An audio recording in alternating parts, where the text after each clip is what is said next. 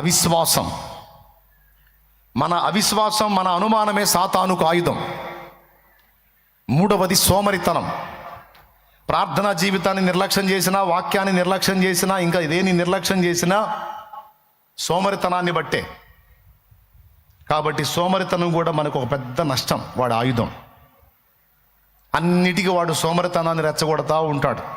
ప్రార్థన చేయాలని ఆత్మ చెప్పిద్ది, శరీరాన్ని ఏమంటాడు తెలుసా? చేతుగాలిలే కాస్త రెస్ట్ తీసుకో, అలసిపోయావు, కాస్త పండుకో, అసలు చాలా కష్టపడ్డావు, అసలు ఎంత కష్టపడుతున్నావో నువ్వు, కాస్త నిద్రపో, నిద్ర లేకపోతే ఎట్ట, ఆరోగ్యం చెడిపో, నిద్రపో, తర్వాత చేద్దుగానిలే. వాడు ఏ వద్దన్నాడు సైతాను, తర్వాత అంటాడు.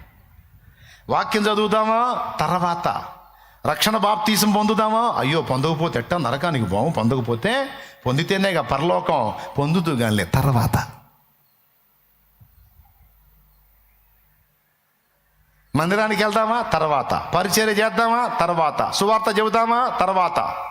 అందుబాటులోకి ఒక ఆత్మ వచ్చింది, దేవుని గురించి పరిచయం చేద్దామా, చేద్దు గానిలే. డైరెక్ట్గా చెప్తే వాళ్ళు ఏమన్నా అనుకుంటారేమో, చిన్న చిన్నగా చెబుతూ గానిలే, తర్వాత.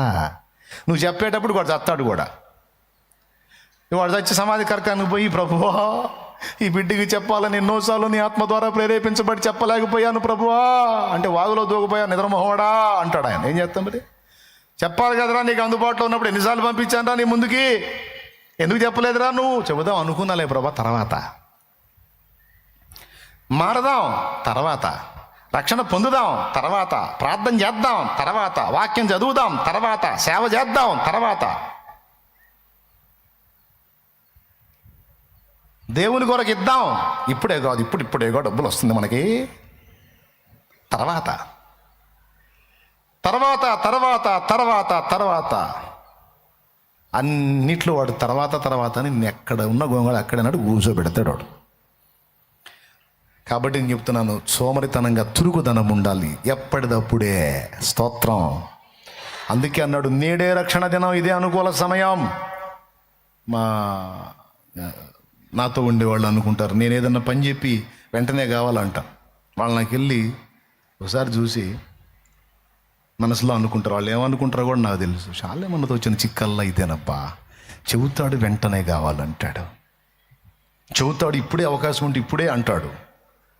ఎందుకు? కొన్నిసార్లు ఆలస్యం అమృతం అయితే, కొన్నిసార్లు ఆలస్యం విషమైంది. అందుకని నేడే రక్షణ దినం, నేడే అనుకూల సమయం అన్నట్టు ఎప్పుడైనా సరే ఇప్పుడే అయిపోవాలని అట్లా ఉరికిచ్చి పని చేయబట్టే కాస్త పని జరిగింది. దేవునికి స్తోత్రం. హల్లెలూయా. చేద్దాం చూద్దాం తర్వాత అని ఆడు చెప్పిన మాటిని తాలింపులు వేసుకుంటూ కూర్చుంటే ఆడో ఉండేది వ్యవహారం. చురుకు కొన్నిట్లో చురుగ్గా స్పందించాలి, కొన్నిటికి సంయమనం పాటించాలి. ఎంతమందికి అర్థమైంది? ఈ మూడు వాడి ఆయుధాలు, మనం ఇచ్చే ఆయుధాలు. నాలుగవది వాడి ఆయుధం మోసగించటం అనేది మొన్న శుక్రవారం చెప్పాను, నిన్న కాక మొన్న. మోసగించటం వాడి ఆయుధం. మోసపోవటం మనం చేస్తున్నాం. కొంతమంది ఏమంటారో తెలుసా? మోసపోయాను అన్నయ్య, మోసపోయాను బెదరో అంటారు. మోసపోయినోడి మీద జాలి కలిగిద్ది నిజమే, కానీ కొన్నిసార్లు కోపం కూడా వచ్చింది.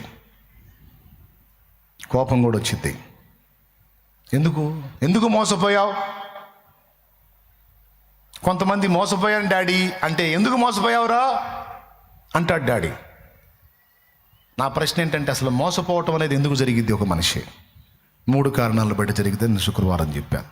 మొట్టమొదటిది అజ్ఞానం, అమాయకత్వాన్ని బట్టి మోసపోతారు. రెండవది నిర్లక్ష్యాన్ని బట్టి మోసపోతారు. మూడవది దురాశను బట్టి మోసపోతారు. అమాయకంగా ఫేస్ పెట్టి మోసపోయాను అంటే దేవుడు సరేలే అంటాడు అనుకోవద్దు. ఆ మోసపోవడానికి ఏది కారణమో దేవుడికి తెలుసు. కాబట్టి అజ్ఞానంగా ఉండకూడదు, నిర్లక్ష్యంగా ఉండకూడదు, దురాశకు లోను కాకూడదు. ఇంకా ఉన్నాయి మోసపోవడానికి కారణాలు. గర్వం కూడా మోసపోవడానికి కారణం. గర్వం. గర్వించిన వారు తమకు తెలియకుండా తమను తామే నాశనం చేసుకుంటారు. సాతాను మోసంలో పడిపోతారు గర్వహృదయులు. ఇట్లాగా అసలు మోసగించబడటానికి కారణాలు ఏంటంటే 4 సంగతులు చెప్పా. ఎందుకు చెప్పు తమ్ముడు? 1 అజ్ఞానం, 2 నిర్లక్ష్యం, 3 దురాశ, 4 గర్వం. ఇంకా డీటెయిల్డ్గా కావాలంటే శుక్రవారం వాక్యం ఏనండి, అర్థమైద్ది. ఇప్పుడు ఇంకొకటి చెబుతా, అది చెప్పి ముగిస్తా. అమ్మయ్య, ఇప్పుడు వచ్చే పాయింట్కి. దేవునికి స్తోత్రం కలుగును గాక. మొత్తం అసలు వాడి సరుకంతా బయట వేయాలని ఫిక్స్ అయ్యా. అందుకే చెబుతున్నా. రోజు 4 రకాల ఆయుధాలు చెప్పాను నేను. ఈరోజు మరికొన్ని విషయాలు మీకు అందిస్తాను, శత్రువు యొక్క ఆయుధాలు. వాటిల్లో 1 బుద్ధిహీనత, ఇంకొకటి బుద్ధిహీనత. అంటే బుద్ధిమంతులే కానీ బుద్ధి ఉంటుంది కానీ హీన దశలో ఉంటుంది. బుద్ధిహీనత కూడా, మన బుద్ధిహీనత, బలహీనత సాతానుకు ఒక ఆయుధము అని మీరు ఎప్పుడు మర్చిపోవద్దు. దీని గురించి మీకు కొన్ని విషయాలు చెప్పాలి, ఈ బుద్ధిహీనత గురించి.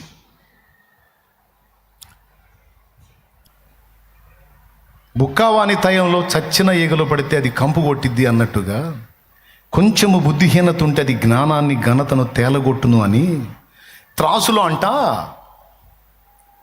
10 కేజీలు ఘనత, 10 కేజీల జ్ఞానం పెట్టి ఒక పక్క త్రాసులో. త్రాసు అంటే తెలుసమ్మా? త్రాసుపాము కాదు, తక్కెట. త్రాసు అనగా నేను త్రాసుపాము అనుకుంటారు, అందుకని అమ్మ తక్కెట. ఓకే, తక్కెడలో ఒక పక్క 10 కేజీల జ్ఞానం, 10 కేజీల ఘనత పెట్టి ఒక 50 గ్రాములు బుద్ధిహీనత పెడితే చాలంటే ఇటు పక్క. బుద్ధిహీనత ఎంత? 50 గ్రాములు. జ్ఞానం ఎంత? 10 కేజీలు. ఘనత ఎంత? 10 కేజీలు. ఈ రెండు 20 కేజీలు, 50 గ్రాములు. ఇప్పుడు ఏది దేని తేలగొట్టిద్ది? ఇప్పుడు ఇదిగో నా ఎడమ చేతిలోనేమో 50 గ్రాముల బుద్ధిహీనత ఉందండి. నా కుడి చేతిలోనేమో మొత్తం 20 కేజీల జ్ఞానము, ఘనత రెండు ఉన్నాయి. 20 కేజీలు బరువు ఎక్కువ, 50 గ్రాములు బరువు ఎక్కువ? అబ్బాయి అందరూ చెప్పండి. అప్పుడు ఈ వెయిట్ దెబ్బకి, ఈ కుడి చేతిలో ఉన్న జ్ఞానము, ఘనత వెయిట్ దెబ్బకి బుద్ధిహీనత తేలిపోవాలి, అవునా? కానీ బుద్ధిహీనత అట్ట కాదంట. 20 కేజీలు కాదు, 100 కేజీలు వేసిన ఏది జ్ఞానము, ఘనత, ఇటుపక్క 50 గ్రాముల బుద్ధిహీనత అట్ట వేసి వేయికి తలికే ఇది లేచిద్దంట పైకి. అంటే బుద్ధిహీనత అనే దాని యొక్క వెయిట్ అంత. ఏమన్నా అర్థమైందా మీకు? ఏది బరువు ఎక్కువ అంటే బుద్ధిహీనతే బరువు ఎక్కువ. దీన్ని ఇంకో రకంగా చెప్పాలంటే, ఒక మనిషి తన జీవిత కాలంలో ఎంతో మంచిగా, జ్ఞానంగా, చక్కగా బతికి మంచి పేరును, ఘనతను సంపాదించి కూడా తన బ్రతుకు మొత్తంలో ఒక్క బుద్ధిహీనమైన పని చేశాడు అనుకో, ఏం బతికినా, ఇదిగో ఎంత చేసినా, ఎంత ఘనత పొందినా అదొక్కటి చేయకపోతే బాగుండేది. ఆ ఒక్క చోట తేడా పడ్డాడు, ఒక్కటి బుద్ధిహీనమైన పని చేసి చెడ్డ పేరు తెచ్చుకున్నాడని ఆ ఒక్కటే అంట. కర్చీఫ్ మొత్తం తెల్లగా ఉండొచ్చు, మొత్తం తెల్లగా ఉండొచ్చు, కానీ మధ్యలో పెన్నుతో ఒక చిన్న డాట్ పెట్టాను అనుకో, అప్పుడు మీకేం కనపడిద్ది? ఈ తెల్లని కర్చీఫ్కి మధ్యలో చుక్క పెట్టాను అనుకో పెన్నుతో, ఏం కనపడిద్ది? చుక్క కనపడిద్దా? చూద్దాం అసలు మీకేం కనపడిద్దా. ఇప్పుడేం కనపడుతుంది? పెద్దగా చెప్పండి. ఇప్పుడు ఏం కనపడుతుంది? చూసారా, చుక్క కనపడుతుంది అన్నారు, చుట్టూ తెలుపు కనపడలేదా? చుట్టూ తెలుపు కనపడలేదా? కనపడుతుందా, కనపడలేదా? మరి చుక్క కనపడుతుంది అన్నావు ఏంది? అద్దెకు చూసా, మరి హైలైట్ అవుతుందంట చుక్క. బుద్ధిహీనత ఇంత పెద్ద వైట్ను కూడా డ్యామేజ్ చేసిందన్నమాట. బుద్ధిహీనత ఒక చిన్న చుక్క లాంటిదే, కానీ ఆ చిన్న చుక్క లాంటి బుద్ధిహీనతను మనం కానీ చోటిస్తే ఇంత పెద్ద తెలుపుని కూడా అది దెబ్బ కొట్టిద్ది. ఇప్పుడు అర్థమైంది మీకు, అవునా?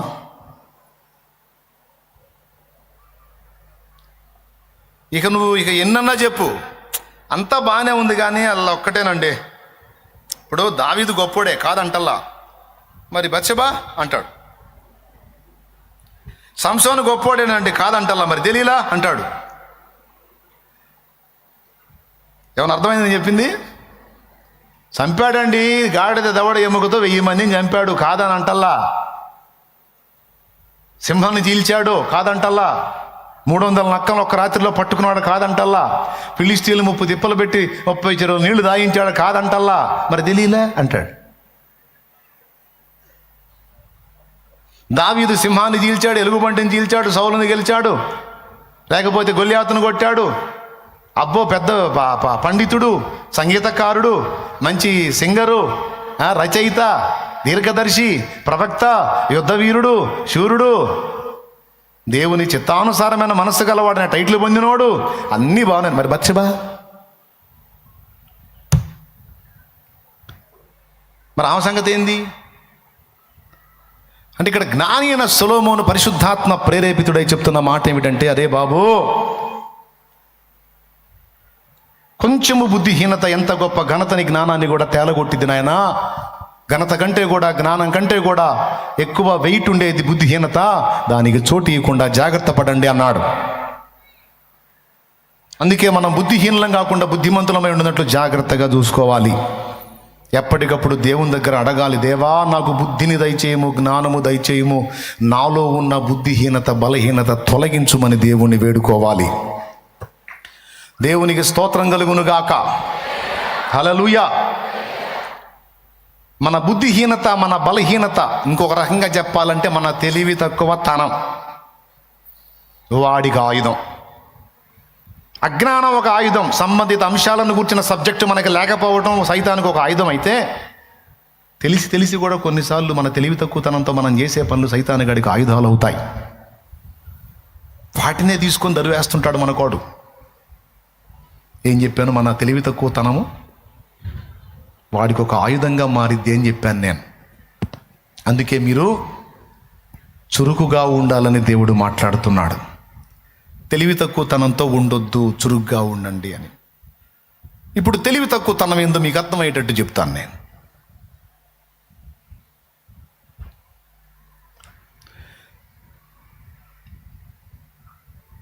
సైతాను గాడికి మన మీద అధికారం ఇచ్చాడా, లేకపోతే మనకి సైతాను మీద అధికారం ఇచ్చాడా?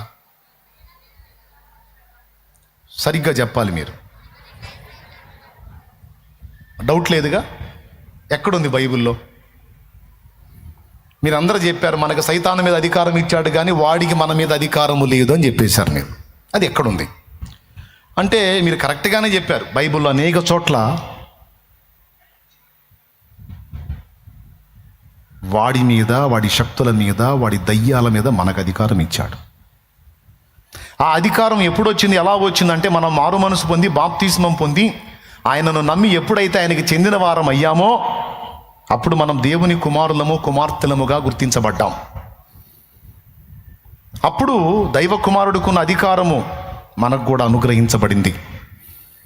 నమ్మిన వారి వలన ఈ సూచక్రియలు కనబడదని మార్కు సువార్త 16వ అధ్యాయం 17వ వచనంలో, నా నామమున దయ్యములను వెళ్ళగొట్టుదురు అన్నాడు. దయ్యాలు మిమ్మల్ని వెళ్ళగొడతాయి అన్నాడా? మీరు దయ్యాలను వెళ్ళగొడతారు అన్నాడు. మార్కు సువార్త 16:17, మార్కు సువార్త 3:13, మత్తయి సువార్త 10వ అధ్యాయం 1వ వచనం, లూకా సువార్త 10వ అధ్యాయం. ఈ రిఫరెన్స్ అన్నిటిలో శత్రు బలం అంతటి మీద మనకు అధికారం ఇచ్చినట్టు దేవుడు మాట్లాడాడు. గట్టిగా కొడితే గట్టి కొట్టు, నీకు అర్థమైతే గట్టి కొట్టు.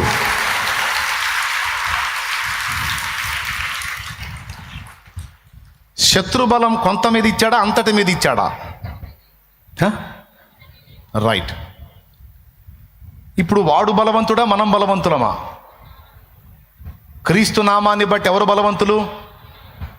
వాడి పాదాల కింద మనం చితక దొక్కబడతామని ఉందా రోమాపత్రిక 16లో? లేకపోతే మన పాదాల కింద వాడు అవుట్ అని ఉందా?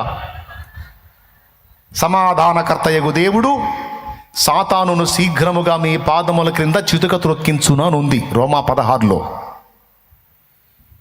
మనం వాడి కాళ్ళ కింద నలిగిపోతామని లేదే. మన కాళ్ళ కింద వాడు నలిగిపోతాడని ఉంది. మన బలం మీద వాడికి అధికారం ఉందని లేదే. వాడి బలం అంతటి మీద మనకు అధికారం ఉందని ఉంది. నేను చెప్పింది నా సొంత మాటల వాక్యం చూపించానా? నిజంగా వాక్యాన్ని నమ్మేవాళ్ళు ఎంతమంది? చేతులు ఎత్తండి. వాక్యాన్ని నమ్మేవాళ్ళు నిజంగా నమ్ముతున్నారా? రైట్. మరి నిజంగా నువ్వు వాక్యాన్ని నమ్మితే, నీ ఇంట్లో దోషం ఉంది అంటే వాస్తు సిద్ధాంతి చెప్పిన మాట నువ్వు ఎందుకు నమ్ముతున్నావు? నీ ఇంట్లో ఏదో తేడా ఉంది, నీ మీద ఏదో ప్రయోగం జరిగింది అంటే నువ్వెందుకు ఇబ్బంది పడుతున్నావు? నువ్వెందుకు కంగారు పడుతున్నావు?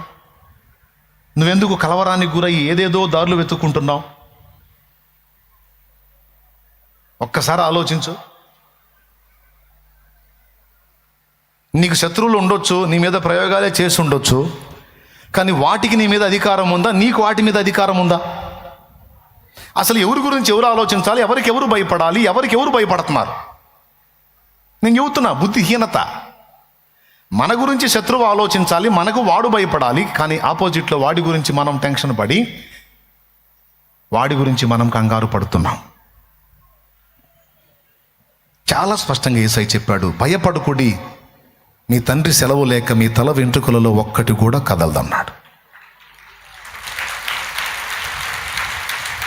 కానీ ఈరోజు దేవుని నమ్ముకున్నాము, క్రైస్తవులం అయ్యాము, బాప్తిస్మాలు పొందామని ఒక పక్క చెప్పుకుంటూనే మరో పక్క అన్యుల కంటే దారుణంగా పనికిమాలిన ఆచారాలను ఫాలో అవుతున్న వాళ్ళు కుప్పలు తెప్పలుగా ఉన్నారు. పనికిమాలిన విషయాలను నమ్మి గుండెలు బాదుకుంటున్న స్థితిలో క్రైస్తవులం అని చెప్పుకుంటున్న వాళ్ళు చాలామంది ఉన్నారు. ప్రయోగతంతో జరిగింది, మంత్ర ప్రయోగం జరిగింది, ఎవడో గిట్టని వాడు నీకేదో చేశాడు, అయినా దేవుని సెలవు లేకుండా అది నీ మీద పారదు కదా. ఎందుకంటే మంత్రప్రయోగం చేసి ఒక దయ్యాన్ని నీ మీదకి పంపుతాడు వాడు. అసలు దయ్యాల రాజు మీదే నీకు అధికారం ఉంటే దయ్యం ఎంత? ఒక్కసారి ఆలోచించును. అపవిత్రాత్మల మీద రాజు ఎవరు? సైతాను. సైతాను గాడి మీదే నీకు అధికారం ఉంటే వాడి బంటు, వాడి దూత దయ్యం లేదా అపవిత్రాత్మ, అది నిన్నేం చేసింది? కానీ ఏం జరిగిందో తెలుసా? నీకు ఇవ్వబడిన అధికారం నువ్వు గుర్తించకపోవటం అనే బుద్ధిహీనత వల్ల వాటిని నువ్వు నమ్ముతావు. వాటిని ఎప్పుడైతే నమ్మావో, వాటిని ఎప్పుడైతే విశ్వసించావో, నిజంగానే అవి నీ మీద పనిచేస్తాయి. అందుకే మీరు జాగ్రత్తగా వినండి అని చెప్తున్నాను నేను. సాతాను శక్తులు ఎప్పుడు నీ మీద పనిచేస్తాయో తెలుసా? వాటిని ఎప్పుడు నువ్వు విశ్వసిస్తావో, వాటి గురించి ఎప్పుడు నువ్వు కలవరపడతావో, ఎప్పుడు భయపడతావో, ఎప్పుడు ఆలోచిస్తావో, అప్పుడు అవి నీ మీద పనిచేస్తాయి. నిజంగానే పనిచేస్తాయి. నీ మీద, నీ ఇంటి మీద, నీ కుటుంబం మీద పనిచేస్తాయి అవి. దానికి ఏది ఆధారం చేసుకుంటే తెలుసా? నీ విశ్వాసాన్ని ఆధారం చేసుకుంటాయి అవి. కానీ నువ్వు నమ్మకపోతే, నువ్వు వాటిని విశ్వసించకపోతే అవి నీ మీద పారవుగాక పారవు. ఎందుకంటే ఇక్కడ నువ్వు నీకు ఇవ్వబడిన అధికారాన్ని గుర్తుపట్టుకోవాలి. నీ అధికారాన్ని నువ్వు గుర్తుపట్టకపోవటం నీ బుద్ధిహీనత. అందువల్లనే నువ్వు వాడి చేతిలో తన్నులు తింటున్నావు. రాజుగారి కొడుక్కి వాడు రాజుగారి కొడుకు అన్న సంగతి తెలియాలి, లేకపోతే పనుడి చేతి కూడా తన్నులు తింటాడు వాడు. ఇప్పుడు ఈజీగా అర్థమైంది అనుకుంటున్నాను మీకు నేను. దేవునికి స్తోత్రం కలుగును గాక. ఏం చెప్పండి? రాజుగారి కొడుక్కి వాళ్ళ అయ్య రాజు అని అర్థం కావాలి, మిగిలిన వాళ్ళంతా వాళ్ళ అయ్య కింద పనోళ్ళని అర్థం కావాలి. అది అర్థం కాకపోతే వాడు అందరికీ భయపడాల్సిందే. ఆఖరికి వాడికి పరిచర్య చేయడానికి వచ్చినాడు కూడా వాడిని అంటాడు. వాస్తవంగా వీడు ఏం చేయాలో వాడిని కమాండ్ చేయాలి, కానీ వాడు వీడిని కమాండ్ చేస్తాడు. ఎందుకు? వాళ్ళ అయ్య రాజు అన్న సంగతి వీడికి తెలియదు కాబట్టి, వీడికి ఆ విషయంలో బుద్ధిహీనత ఉంది కాబట్టి. ఈరోజు దేవుడు నీకు ఇచ్చిన అధికారాన్ని నువ్వు గుర్తు పట్టకపోతే అది వాడికి ఒక ఆయుధంగా మారుతుంది. ఆ దయ్యాలు ఏం చెప్పుకుంటే తెలుసా? ఆకారం ఉంది, కింటా ఉందిలే కానీ, చర్చికి అయితే పోయిద్దిలే కానీ, ఈ పిచ్చిదానికి దేవుడు ఏం అధికారం ఇచ్చాడో నిద్రమోహం దానికి తెలియదు. ఈ నిద్రమోహం వాడికి తెలియదు కాబట్టి మనకేం ఇబ్బంది లేదు, ఆడుకోవచ్చు ఇన్నొక ఆట.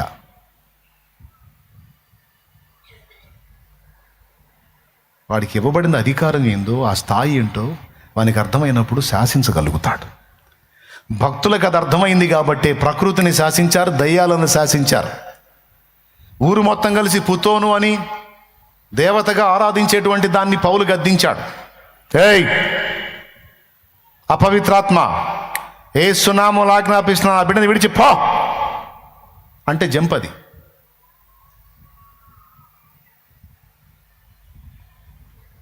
ఎలా సాధ్యం? పౌలుకు తెలుసు తనకివ్వబడిన అధికారం ఏంటో, పేతురుకు తెలుసు తనకివ్వబడిన అధికారం ఏంటో, భక్తులకు తెలుసు తనకివ్వబడిన అధికారం ఏంటో.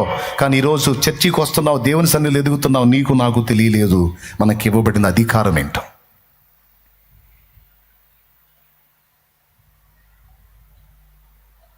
పెద్ద పెద్ద కంటైనర్లు వెళ్తుంటాయి హైవే రోడ్ల మీద, పెద్ద పెద్ద కంటైనర్లు.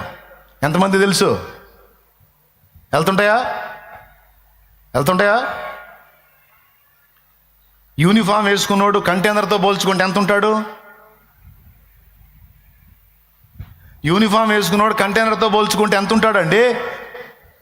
రోడ్డు పక్కన ఏయ్ ఆగంటే ఆగాల్సిందే, అవన్నైనా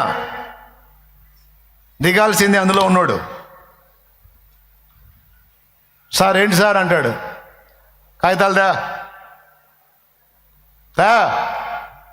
నీ డ్రైవింగ్ లైసెన్సు, దీనికి సంబంధించిన కాగితాలు మొత్తం తీసుకురా తొందరరా అని కూర్చుంటాడు.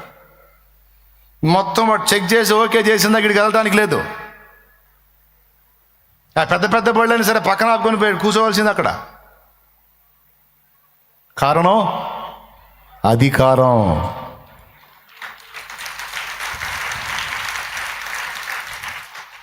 ఎంత పెద్ద కంటైనర్లు అయితేనేవా, ఎలాంటి బళ్ళు అయితేనే పక్క కంటే ఆగాల్సిందే. పర్సనాలిటీ చూసా, అధికారాన్ని బట్టి. దేవునికి స్తోత్రం కలుగును గాక. హల్లెలూయా. అలాగున నీకు దేవుడు అనుగ్రహించిన అధికారాన్ని నువ్వు గుర్తుపట్టలేకపోవుట నీ బుద్ధిహీనత. అది దేవుడు తప్పు కాదు, నీ తప్పు, నా తప్పు. దేవుడు ఉన్నాడని మనం ఎరగటం, ఆ దేవుడు తన రక్తంతో మనల్ని కడిగాడని నమ్మటం, కడిగిన తర్వాత కుమారులనుగా కుమార్తెలనుగా స్వీకరించాడని గ్రహించటం, అలా స్వీకరించి మనకు శత్రువు మీద, శత్రు బలమంతటి మీద అధికారం ఇచ్చాడని నమ్మటం మన బాధ్యత. ఆ అధికారాన్ని యేసయ్య ఎరుగున్నాడు కనుకనే ప్రకృతిని శాసించాడు, దయ్యాలను శాసించాడు, సైతానుని శాసించాడు.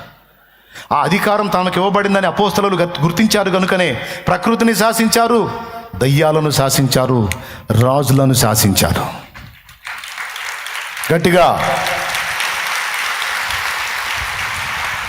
ఈరోజు నీకు నాకు ఇవ్వబడిన అధికారాన్ని మన గ్రహింపులో లేకుండా మనం తరచుగా మర్చిపోయేటట్టు చేసి, మనం అల్పుల్లాగా, సామాన్యుల్లాగా, హీనుల్లాగా మనల్ని మనకు చూపించి వాడు మనల్ని బుద్ధిహీనులను చేసి ఆట ఆడుకుంటున్నాడు. ఈ విషయంలో గ్రహింపు లేకపోవటం మన తప్ప కాదా? మనం చెప్పింది వాక్యమా కాదా? వాక్యానుసారంగా అధికారం ఇచ్చాడా లేదా? అధికారాన్ని వినియోగించకపోవటం మన తప్ప, ఆయన తప్ప? కాబట్టి అధికారం వినియోగించకపోయినందుకు శత్రువు వచ్చి మనల్ని తనటంలో తప్పు లేదుగా, పచ్చడి చేయడం తప్పు లేదుగా.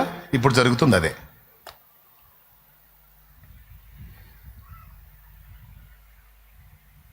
నీ మీదే చేతబడి చేశారు, మీ ఇంట్లోనే నాకు చీకటి కనపడుతుంది అనగానే అవునా అవునా కనపడుతుందా, అట్టయితే ఎట్టయ్యా ఒక 50,000 ఇస్తే వెలుగు కనపడుద్ది, ఒక 20,000 ఇస్తే వెలుగు కనపడుద్ది, ఒక ₹1,00,000 ఇస్తే వెలుగు కనపడుద్ది. ఇకంతా వెలుగే. ఎవడురా నువ్వు? చేతబడి చీకటి దెయ్యమా? ఎవరినో రమ్మనరా. నా దేవుడిచ్చిన అధికారం నాది. నా దేవుడిచ్చిన అధికారం నాకుంది. ఏది నన్ను గెలవగలిగేది? ఏ నరుని రక్తమైనా రోగములను స్వస్థపరచేనా, ఏ నరుని రక్తమైనా దయ్యములను పారద్రోలేనా. ఏ నరుని రక్తమైనా రోగములను స్వస్థపరచేనా. ఏ నరుని రక్తమైనా దయ్యములను పారద్రోలేనా. రోగాలపై జయము దయ్యాలకే భయము. రోగాలపై జయము దయ్యాలకే భయము. రోగాలపై జయము దయ్యాలకే భయము. రోగాలపై జయము దయ్యాలకే భయము. కలిగించు రక్తము నా యేసు రక్తము. కలిగించు రక్తము నా యేసు రక్తము. యేసు రక్తము పరిశుద్ధ రక్తము. యేసు రక్తము అతి దైవ రక్తము. యేసు రక్తము పరిశుద్ధ రక్తము. యేసు రక్తము అతి దైవ రక్తము. యేసు రక్తము అతి దైవ రక్తము. యేసు రక్తము అతి దైవ రక్తము. నిర్దోషమైనది.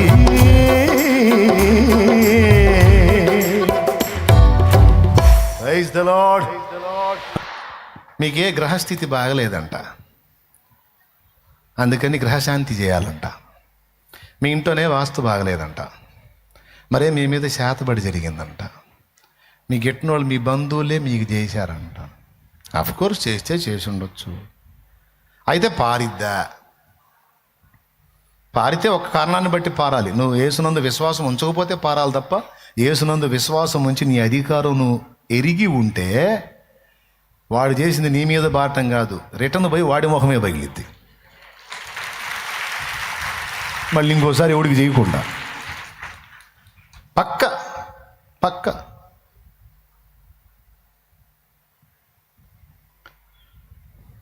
ఇవన్నీ దేవుణ్ణి ఎరిగిన నాటి నుంచి నేటి దాకా నేను తెలుసుకొని శాంతినగర్లో నేను నివాసం ఉన్నప్పుడు తూర్పు మెరకబెట్టి పడమర పల్లం పెట్టి ఇల్లు కట్టా.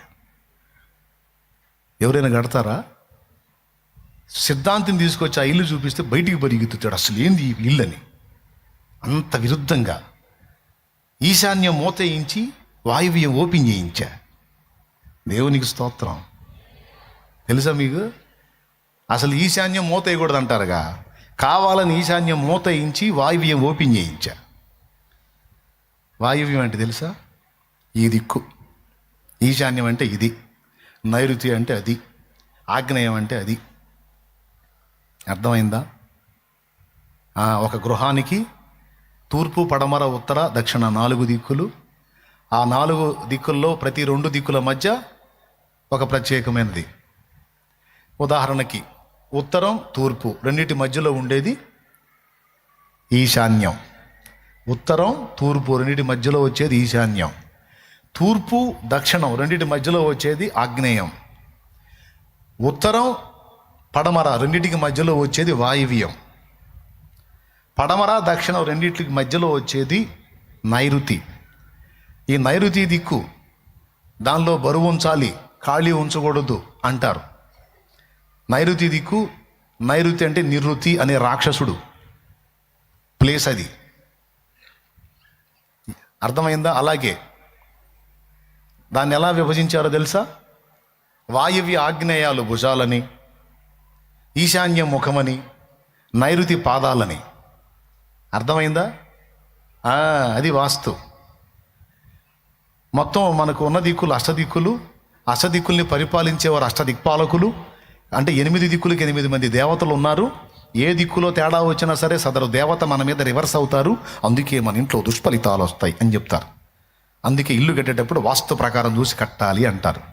నేను చెబుతున్నాను, మీకు దేవుడు ఒక్కడా 8 మందే?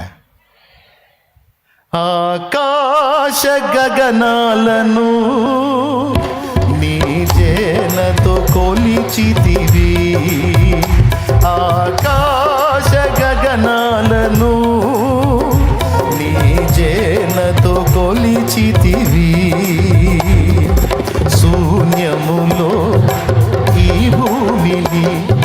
వ్రేలాడదీసిన నా యేసయ్యా, శూన్యములో ఈ భూమిని వ్రేలాడదీసిన నా యేసయ్యా, నీకే వందనం, నీకే వందనం, నీకే వందనం, నీకే వందనం.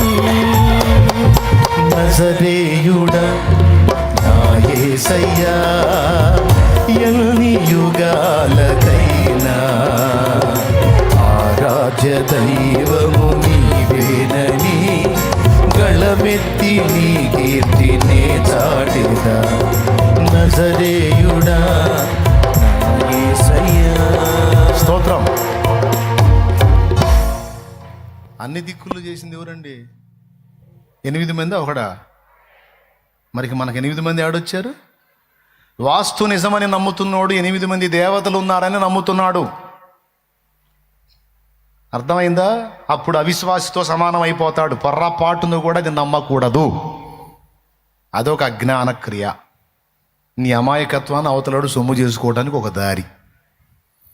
అందుకే కావాలని నేను మాటలు చెప్తే కాదుగా, అందుకే నేను నివాసం ఉండే ఆ ఇల్లుని పూర్తి క్వైట్ ఆపోజిట్ వాస్తు విరుద్ధంగా కట్టా.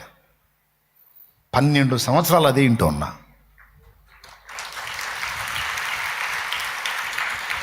నోరు మంచిదైతే ఊరు మంచిదని, మన హృదయము మన జీవిత విధానం దేవుని ఎదుట క్రమంగా ఉండి దేవుని కృప పొంది దీన మనస్కులమై ఉంటే, నువ్వు దయ్యాల కొంపలో ఉన్నా కూడా నీ నిమిత్తం అది దేవాలయంగా మారుస్తాడు ఆయన.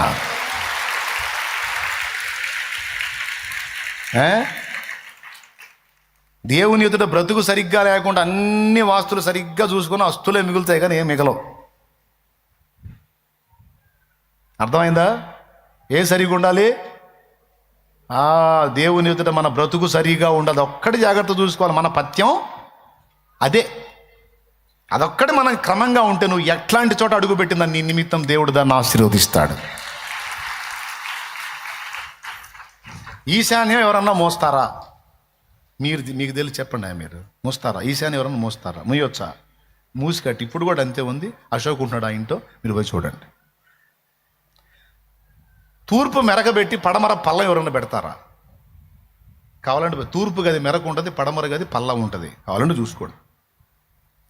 నా ఇష్టం వచ్చిన చోట కిటికీ పెట్టా, నా ఇష్టం వచ్చిన చోట వాకిలి పెట్టా. మాట్లాడే పని లేదు. 12 సంవత్సరాలు అద్భుతంగా ఆశీర్వదించబడ్డా.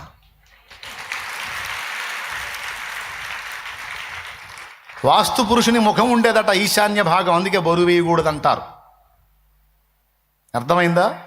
ఈశాన్య భాగం వాస్తు పురుషుని ముఖం, అందుకే ముఖం మీద ముయ్యకూడదు, ముఖం మీద బరువు వేయకూడదు. వాస్తు పురుషుని పాదాలు ఎక్కడ? నైరుతి భాగంలో ఉంటాయి, అందుకని అక్కడ బరువు వేయాలి. అది నీచ స్థానం. అక్కడ ఏ ఎరువు దెబ్బైనా ఏదైనా వేసుకోవచ్చు, వాష్రూమ్స్ కట్టుకోవచ్చు, అక్కడ ఏదైనా చేయవచ్చు, వెయిట్ వేసుకోవచ్చు. అక్కడ ఇక్కడ వేయకూడదు అంటారు. ఇంటికి పోయి ఫాలో అంటే చాలేమన్న కూడా చెప్పాడుగా ఇక్కడే ఉండకూడదని. చేస్తారా? ఆళ్ళ మాటలు ఏళ్ళ మాటలు నమ్మి, ఇట్లాంటి మాటలు నమ్మి ఇల్లు పగలు కొట్టుకున్నారు. కమ్మని ఇల్లు అటు పగలు కొట్టి ఇటు పగలు కొట్టి అటు పగలు కొట్టి ఇటు చివరికి ఖాళీ ప్లాట్ అమ్ముకొని పోయారు. మేము కూడా పగలు కొట్టి చివరికి ఏదో సిద్ధాంతులు తెచ్చి డబ్బులు అయిపోయి అప్పులు అయిపోయి నేనే వాస్తు పుస్తకాలు తెచ్చుకొని చదవటం మొదలుపెట్టా. మళ్ళీ నేను చదివి కొన్ని పగలు కొట్టించా మా ఇంట్లో. బుద్ధిహీనత అది నిజం కాదు. ఇప్పుడు నేను నివాసం ఉండే ఇంట్లో కూడా చూడండి మీరు. ఈశాన్యంలో చెట్టు ఉంటుందా? ఈశాన్యంలో సమాధి ఎవడన్నా పెడతాడా? మయ్య సమాధి పెట్టా నేను ఈశాన్యంలో. పెద్ద చెట్టు కూడా వేసా. చూడండి, మీకు ఇంట్రెస్ట్ ఉంటే. ఇంతమంది పోతే పట్టలే, కానీ అడిగితే ఇట్లా అన్న చెప్పి అడిగి చూద్దామని వచ్చామంటే చూపిస్తారు, ఇబ్బంది ఏం లేదు. నా ఇష్టం, నాకు ఎలా సౌకర్యం ఉంటే అలా కట్టుకుంటా. దేవునికి స్తోత్రం కలుగును గాక. హల్లెలూయా. రేకులు ఉత్తరానికి కానీ తూర్పు కానీ దించాలంటారు. నేను పడమరకి దించుతా, దక్షిణానికి కూడా దించుతా. నా ఇష్టం. నేను చెప్పేది మాటలుగా నిజంగా చెబుతున్నాను నేను. హలో వాస్తు పిచ్చోళ్ళు, ఇక్కడ కూర్చొని వాక్యం బాగా నిన్నట్టుండి ఇంటికి బాగా ఇవ్వడం నేను చెబితే సార్ అంతేనంటావా? అట్నే, అందుకే కాబోలు అసలు ఏం మిగలట్లేదు డబ్బులు. నీకెందుకు ఇది పగలగొట్టు, నీకు కుప్పలు కుప్పలు మిగులుతాను పగలగొడతాడు. ఏముండదు, డబ్బులు ఇంకా కాసిన అప్పులు చేసుకొని మళ్ళీ గోడలు కట్టుకోవడం తప్ప ఏముండదు. పొర్రపాటును కూడా పిచ్చి శాస్త్రాలను నమ్మొద్దు, అవి కహానీలు. దేవునికి స్తోత్రం కలుగును గాక.